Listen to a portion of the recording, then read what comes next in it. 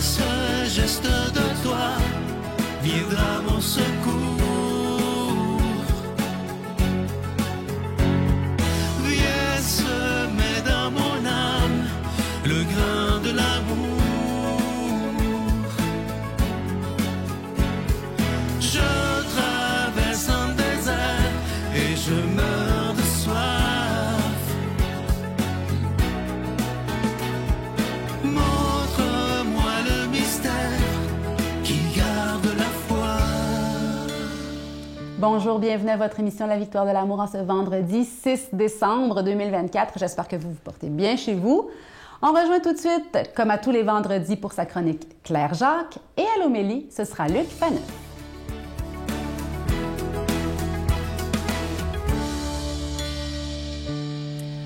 Bonjour mes beaux desserts, en ce vendredi qui est le premier vendredi de décembre.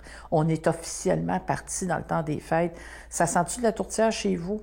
Il y en a qui ont déjà commencé les préparatifs. Je les salue et je vous salue si vous aussi vous anticipez déjà ce qui s'en vient là, autour de la fin décembre avec des petits cadeaux à acheter, des choses comme ça, ou peut-être que vous avez décidé cette année de faire un Noël écologique puis vous avez trouvé une autre façon de faire votre party. En tout cas, peu importe, party ou pas, je vous salue. Alors aujourd'hui, comme on entre dans décembre, je me suis dit, parce que je me posais la question, quelle est la différence entre Saint-Nicolas et le Père Noël? Fait qu'on va régler ça. Vous allez le savoir et vous pourrez épater la galerie avec cette nouvelle connaissance. Donc, premièrement, faisons la différence physique. Le Père Noël. Bon, on parle d'un manteau rouge avec de la fourrure blanche, une ceinture noire, des bottes noires, des pantalons rouges, une petite tuque sur la tête avec un petit pompon blanc et une barbe blanche relativement taillée, avec un gros sourire aussi puis des petites lunettes. Ça, c'est le Père Noël. Saint-Nicolas. On parle d'une grande robe rouge, comme une genre de toge, parce que Saint-Nicolas était un évêque. Donc, un peu plus de révérence dans le costume. Alors, du rouge avec du mitre, avec, il tenait un bâton comment on dit ça, un bâton pastoral, et puis il y avait une couronne souvent, et une longue barbe. Déjà, la barbe, ça dit quelque chose. Et on ne voit jamais Saint-Nicolas sourire. C'est pas le bonhomme Père Noël là, qui swing avec la batterie. Là, il y a des petits Père Noël, la batterie qui swing comme ça. Saint-Nicolas, c'est pas ça. C'est très droit, très noble, très révérend. Donc, ça, c'est l'aspect physique. Maintenant, pour le transport. Le Père Noël se promène en traîneau avec des reines. Saint-Nicolas, sur un cheval ou à dos d'âne. La différence aussi entre le Père Noël et Saint-Nicolas, c'est que le Père Noël n'a pas existé.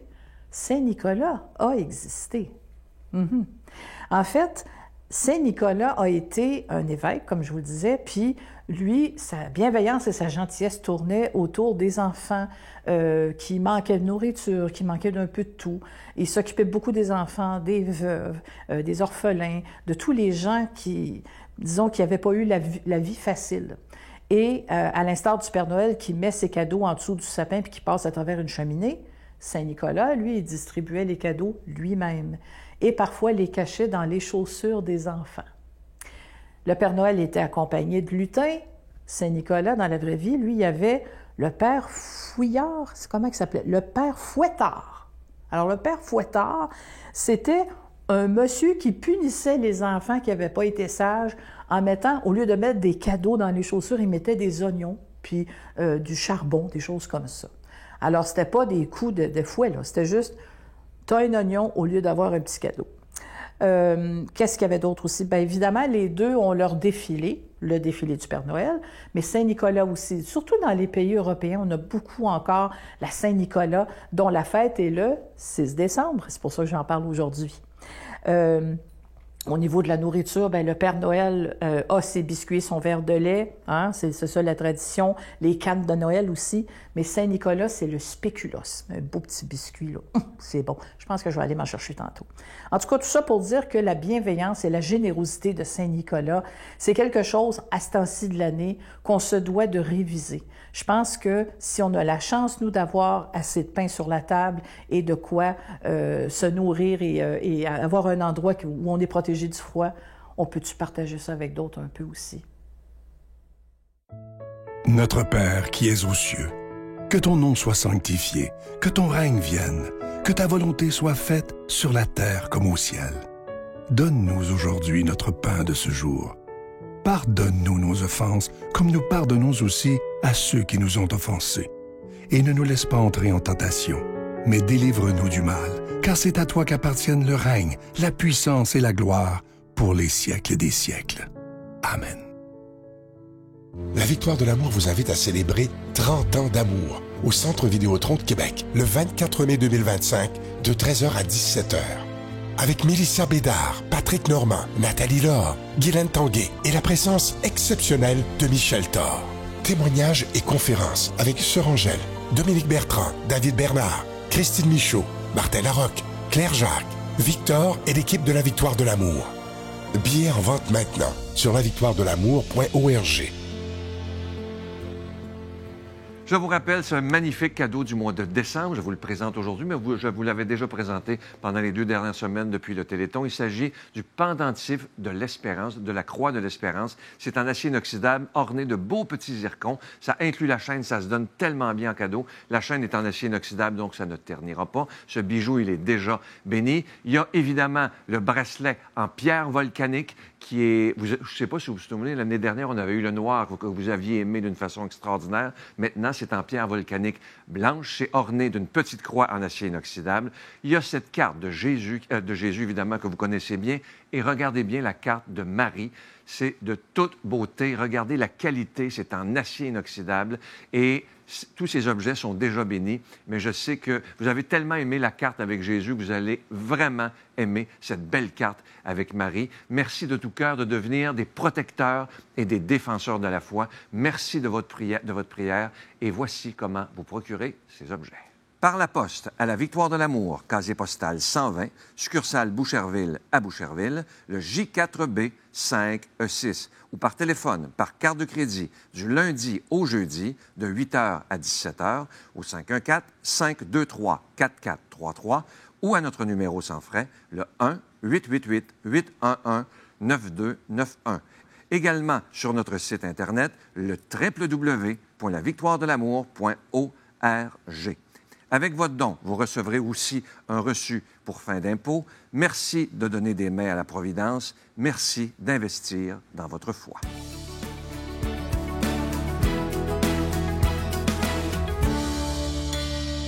Mon Dieu, donnez-moi la sérénité d'accepter les choses que je ne peux changer, le courage de changer les choses que je peux et la sagesse d'en connaître la différence.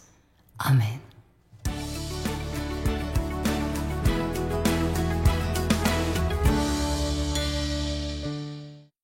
À quelques semaines de Noël. Heureusement, mes enfants ont vieilli, ils sont moins excités par les cadeaux, mais quand même. J'espère que vous êtes déjà un peu dans l'esprit de Noël. Hein? C'est une fête magnifique. Bien sûr que la fête de Pâques, la résurrection, la mort d'abord, c'est la fête la plus importante parce que voilà, c'est la fête qui révèle la mission essentielle de Jésus, mais on s'en va vers Noël, puis il fallait que Jésus devienne l'un de nous pour pouvoir vivre, mourir et nous donner sa vie éternelle. Donc, préparons-nous spirituellement. Et aujourd'hui, justement, ça tombe bien parce que dans le passage d'Évangile qu'on va voir, il y a 2 aveugles qui suivent Jésus et qui vont s'adresser à lui de façon bouleversante. Avant d'en parler plus, donc, prions l'Esprit Saint qui va nous aider aujourd'hui à réfléchir sur l'importance de la foi dans notre relation à Jésus, mais de la vraie foi. Donc, demandons à l'Esprit Saint de la faire grandir, de faire grandir notre amour de Dieu, de l'amour aussi de nos prochains. Dans Matthieu, Jésus enseigne l'avènement du royaume des cieux, du royaume de Dieu, avec plusieurs miracles et des guérisons. Et dans le chapitre 9, dont l'extrait aujourd'hui, la rencontre avec les 2 aveugles, on voit Jésus avec sa grande puissance. En l'espace d'un chapitre, mais là, on s'entend qu'un chapitre, c'est pas une unité de temps, mais je veux dire, dans peu de temps, Matthieu met 6 miracles de Jésus. 6 miracles de Jésus en un chapitre, d'accord? Dont le fameux qui me bouleverse, parce qu'évidemment, ma fille a eu un cancer, guérie par la science, mais guérie par Jésus aussi. Ma petite fille a 7 ans, 2 ans de cancer, vous le savez, je pense que j'en avais parlé. Cette fameuse phrase bouleversante à la jeune petite fille, « Talitha koum ». Talitha koum, c'est de l'hébreu « Talitha », petite fille, « koum », lève-toi. Elle était morte. C'était la fille de Jaïr, chef de la synagogue de Capharnaüm. Jésus vient juste de faire ce miracle-là. Et là, sa notoriété, allô, il réanime, parce que le mot ressusciter, c'est pas tout à fait ça, il réanime, redonne âme, redonne vie à des cadavres.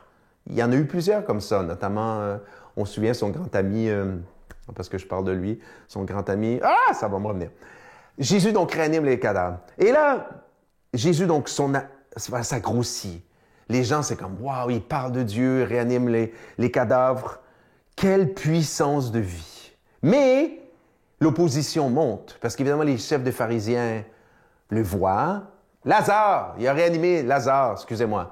Donc là, les chefs des pharisiens sont jaloux. Et là, la colère monte et gronde.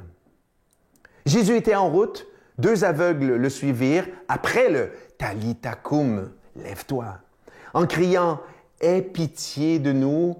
Fils de David. C'est des aveugles. Ce ne sont pas des sourds. Ils n'ont pas vu le Talitha koum, qui d'ailleurs a eu lieu dans une pièce. Mais ils ont entendu la rumeur. D'abord, tout le monde braillait, hurlait. C'est la façon juive de pleurer les morts. Et là, tout à coup, c'est la liesse. Donc, ils suivent Jésus avec leur... Et là, cette phrase qui est bouleversante. En préparant ce commentaire d'évangéliaire, je me suis dit, Luc, est-ce qu'une fois dans ta vie, tu t'es adressé à Jésus, à Dieu, avec cette phrase-là, avec les entrailles, là, Jésus, aie pitié de moi. Mais vraiment, là, ça monte, là. Vous savez, très souvent, nos prières sont comme un peu machinales. Moi, ça m'a bouleversé. Aie pitié de nous, fils de David. Là, on voit, j'allais dire, à la fois, on sent tout le désespoir, mais en même temps, tout l'espoir, toute la foi de ces aveugles qui ont vu l'impossible. Donc, ils ont une grande foi, ils ont une grande humilité. Et là, Jésus, quand il est avec eux dans la maison, il leur dit, « Croyez-vous que je peux faire cela? » Avant de faire le miracle. Et là, ils disent, « Oui. » Jésus, jamais, hier comme aujourd'hui, peut faire un miracle s'il n'y a pas d'abord la foi. Quand vous formulez une demande à Dieu, imaginez Jésus qui vous regarde et qui vous demande « Crois-tu vraiment que je peux faire ce que tu me demandes? » Si dans votre cœur vous doutez, ça ne se produira pas. Croyez-vous vraiment que Jésus est capable de faire ce que vous lui demandez? C'est ça le message. Il faut s'adresser à Dieu, à Jésus, avec cette intensité, le prier avec nos entrailles, dans une foi comme... Voilà, celle des aveugles. Demandons à Dieu de nous bénir, lui qui est Père, Fils, Saint-Esprit. Bonne journée. Je vous salue Marie, pleine de grâce. Le Seigneur est avec vous. Vous êtes bénie entre toutes les femmes, et Jésus, le fruit de vos entrailles, est béni. Sainte Marie, Mère de Dieu, priez pour nous pécheurs, maintenant et à l'heure de notre mort. Amen.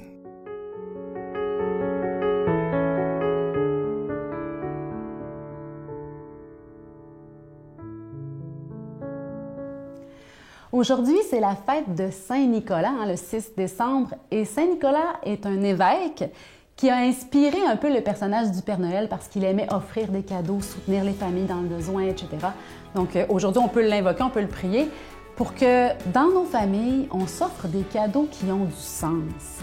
Qu'on prépare nos cœurs à Noël autant qu'on prépare les décorations de nos maisons. Je vous rappelle que la carte de la Vierge Marie est toujours disponible puisque c'est elle qui nous offre Jésus à Noël. Elle nous dit « Mon enfant, je suis toujours près de toi et je t'aime ». La foi en Jésus, là, c'est pas quelque chose d'extraterrestre, c'est quelque chose de magnifique, c'est plein de sens. C'est les plus belles valeurs du monde qui sont incarnées, matérialisées dans la vie de Jésus. Oh, nuit